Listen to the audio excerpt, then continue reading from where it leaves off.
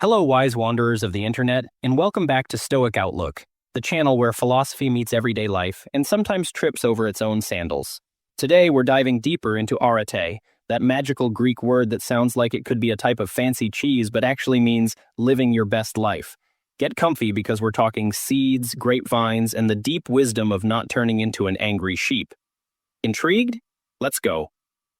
The Stoics believed that nature didn't mess around when it planted us here on Earth. It tucked a divine seed, our inner daimon, aka our highest self, right in our very souls, so we'd have the potential to become the best versions of ourselves. Musonius Rufus, one of the Stoic greats, even said that we're all born with an inclination toward virtue. Translation: we've got it in us to be excellent human beings. All we have to do is grow into it. Easy, right? Well, hold that thought. Think about it. A grape seed becomes a grapevine. Its whole job is to make grapes. If it does that, nature gives it a slow clap and says, "Nice job, vine." You're not supposed to grow grapes, unless you're very confused. No, you're supposed to grow character. That's your grape. You grow your grapes by being rational, kind, courageous, and not screaming at people in traffic. Virtue, in Stoic terms, is just fulfilling the potential we were born with. It's living how nature designed us to live, like a grapevine that doesn't just sit around, but actually produces grapes. No grapes? No good life. So if you're wondering why you're feeling unfulfilled, maybe it's because your metaphorical grapes aren't ripening yet. Let's stick with the grapevine analogy because honestly, it's a great one.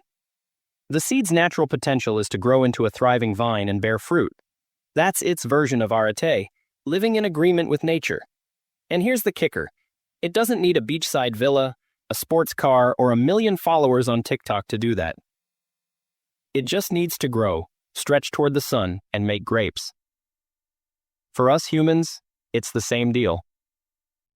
Living a good life isn't about flashy external stuff. It's about expressing the best version of ourselves moment to moment.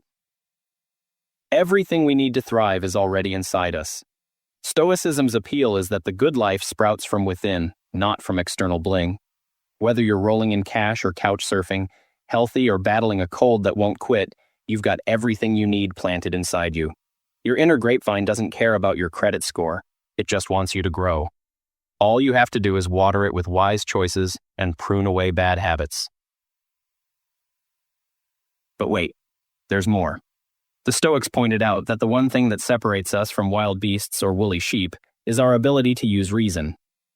Epictetus, my favorite Stoic legend, put it bluntly, what makes us human isn't our hairless skin or the fact that we don't have tails, but it is our rational mind. He warned that when we let our actions become impulsive, angry, or rude, we're betraying our humanity, basically downgrading ourselves to the level of sheep. And no one wants to be a sheep, right? Unless you're into grazing and wearing wool year-round. Reason is our greatest superpower and our heaviest burden.